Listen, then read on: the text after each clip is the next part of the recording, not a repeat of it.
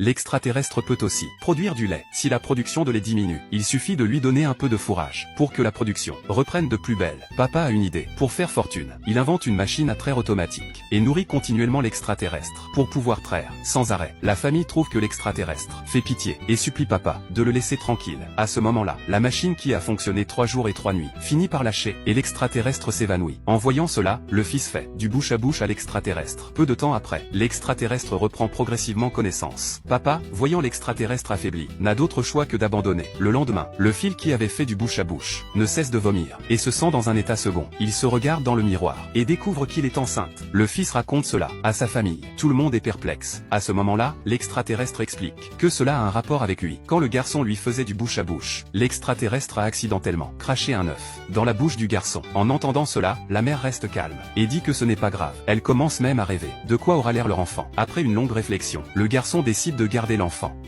Simplement parce que Klaus avait secrètement augmenté la température. Stan a fait appel à un expert pour traiter ce poisson désobéissant. L'expert sort un biscuit pour attirer Klaus. Dès qu'il l'avale, l'expert appuie sur un bouton. Klaus est perplexe, mais prend quand même un deuxième biscuit. Chaque fois que l'expert appuie sur le bouton, Klaus peut manger un biscuit. Il commence à en vouloir davantage. Ce processus se poursuit pendant un certain temps. Petit à petit, il n'a plus envie de manger. Seul le son du bouton l'intéresse. Le traitement fonctionne. Désormais, quand la famille veut que Klaus fasse quelque chose, il suffit de diffuser le son du bouton. Mais un jour, quand Stan sort, il laisse le bouton à la maison. Quand il revient, il voit Klaus appuyer sans cesse sur le bouton. Stan reprend immédiatement le bouton. Klaus est très triste.